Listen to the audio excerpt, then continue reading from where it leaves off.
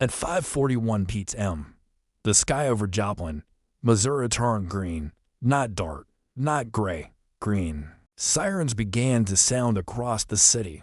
Some people looked outside. Some ignored them. Within minutes, a single tornado would tear Joplin apart, destroying thousands of homes, collapsing a hospital, and killing more than 150 people. What happened here was not just a storm. It was one of the deadliest tornadoes in modern American history. May 22, 2011 began quietly. It was a Sunday.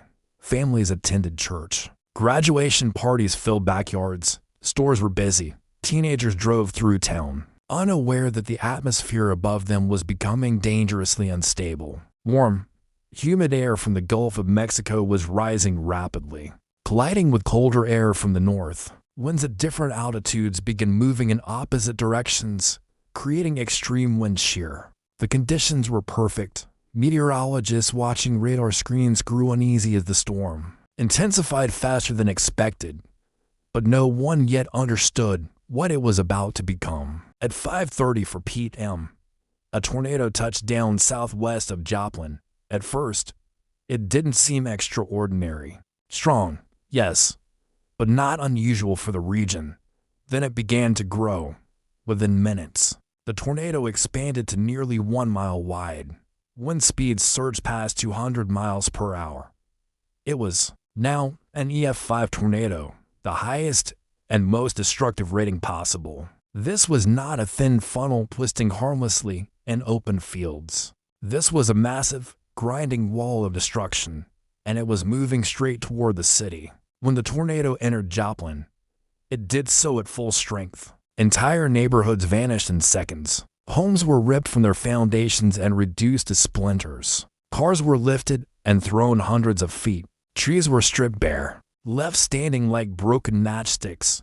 Survivors later said it didn't feel like wind. It felt like the world itself was being torn apart. Power failed instantly. Cell towers collapsed. Rain, debris, and darkness erased all visibility.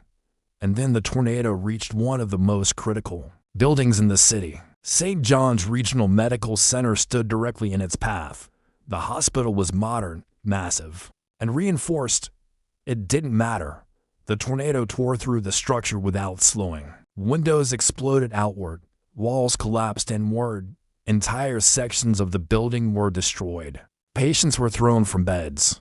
Doctors and nurses shielded people with their own bodies as debris flew through the halls. Miraculously, no patients died during the hospital's collapse, but the damage was catastrophic. The building was later demolished.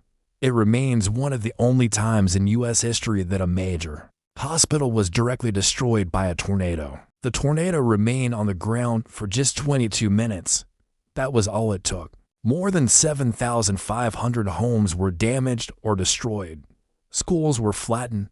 Churches collapsed. Entire streets disappeared. From the map, when the tornado finally lifted, the city fell into an eerie silence, broken only by sirens and by voices calling out from beneath the rubble. The final death toll was 158 people. More than 1,000 were injured.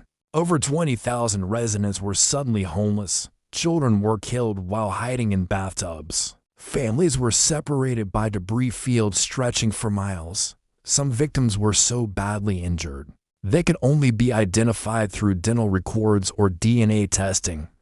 It was the deadliest tornado to strike the United States since 1947. Emergency responders arrived at scenes that looked like war zones. Familiar landmarks were gone. Street signs had vanished. Entire neighborhoods were unrecognizable. Rescuers navigated by memory alone, trying to determine where streets and homes had once been. Volunteers poured in from across the country. Churches became shelters. Parking lots became medical centers. Ordinary citizens dug through debris with their bare hands. Some survivors were pulled from the wreckage hours later, still alive. Others were never found in time. Despite modern warning systems, many people had not taken shelter. Joplin had heard tornado warnings before, and most had passed without impact. This phenomenon, known as warning fatigue, caused many residents to hesitate, to wait, or to underestimate the danger. The Joplin tornado exposed a painful truth. Technology alone cannot save lives without trust and immediate action. After the disaster, meteorologists and emergency planners would fundamentally change how warnings were communicated to the public. The financial damage exceeded to $0.8 billion, making it one of the costliest tornadoes in American history. Entire neighborhoods had to be rebuilt from nothing. Debris removal alone took months. But Joplin did not disappear. The people returned. Homes were rebuilt stronger. Schools were redesigned with safety in mind. Storm shelters became more common. Building codes changed.